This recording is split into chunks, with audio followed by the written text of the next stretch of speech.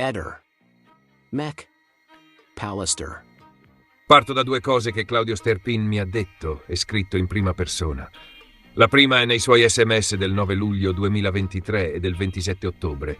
Parla di verità vera, accusa zero riscontro da parte del quotidiano cittadino e scandisce che siamo sempre più vicino, ma che mancano ancora alcuni aiuti da cercare fra parenti e amici stretti. La seconda è uno scambio a voce a Monza nel maggio 2023. Mi guarda serio e dice che oltre confine, sul versante sloveno legato a Trieste, girano cose di cui è meglio non parlare, perché se te le dicessi ammazzano me e ammazzano te. Metto insieme le due linee perché è così che lui legge il caso Liliana Resinovic, baricentro domestico e risonanza di frontiera. Casa e confine, cena e varco. Dentro il primo SMS c'è una regia precisa. Recuperato solo oggi il tuo cell. Non è una scusa casuale, è una scelta di campo, un ti rimetto nel cerchio dei pochi. La parentesi miei ancora sotto sequestro serve a caricare di pressione il contatto. Io sono controllato, eppure ti scrivo, quindi questo scambio è speciale.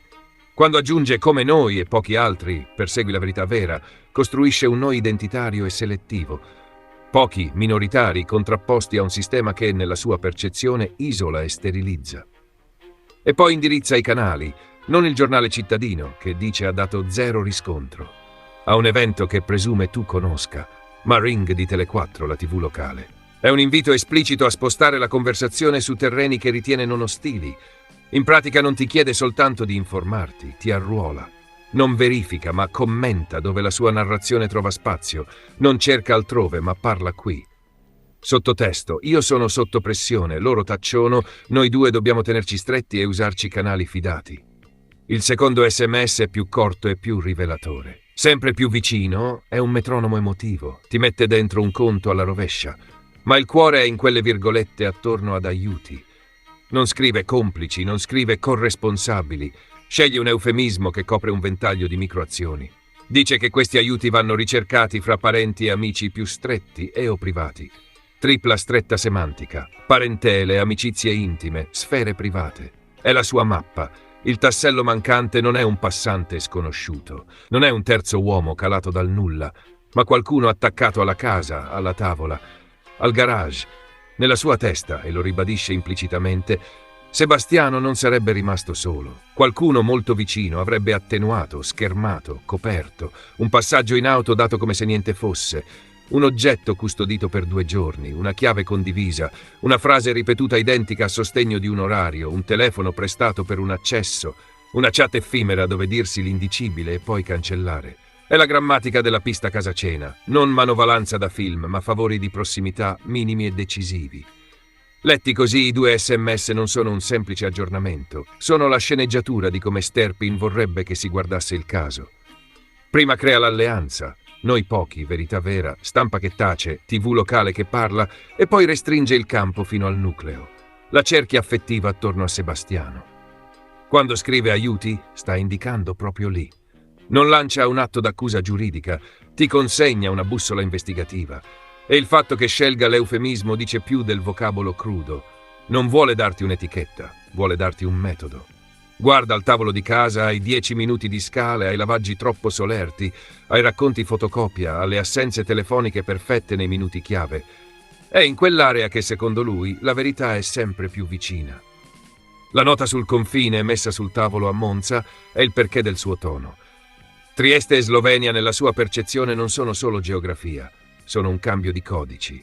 Lì dice, certi fili non si tirano senza rischi veri. Che quelle reti esistano o meno come lui le immagina è un fatto che richiede prove dure, ma non è questo il punto. Il punto è che quella percezione di rischio spiega l'urgenza, la prudenza, le mezze frasi, la preferenza per canali locali, la diffidenza verso i megafoni. Spiega perfino l'insistenza a parlarti in privato. Se spingi davvero sui nodi, parenti, amici stretti, cose di casa, e se in controluce quelle dinamiche sfiorano circuiti opachi oltre confine, allora il silenzio non è solo comodo, è autoprotezione. Da qui il suo meglio tacere quando le parole lambiscono il varco. A novembre 2025 rimettere in fila questi elementi serve a non perdere la logica interna del suo discorso. Non sta chiedendo nuove maxi perizie o rivelazioni mistiche, sta dicendo che basterebbero 2 o 3 voci vicinissime, finalmente integrali, per far combaciare gli ingranaggi.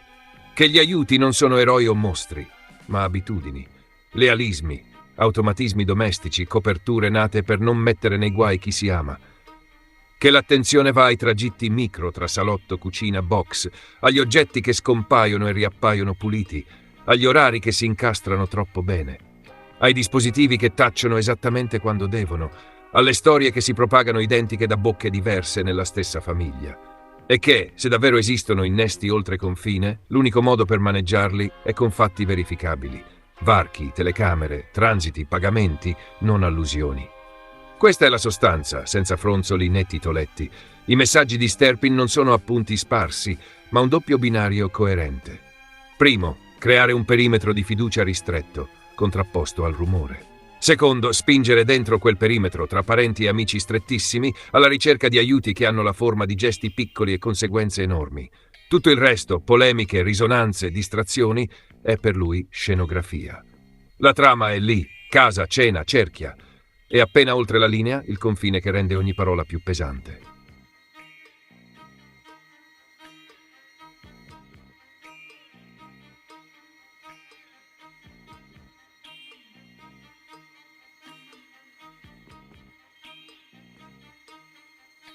Ehi, non dimenticare di iscriverti a questo canale.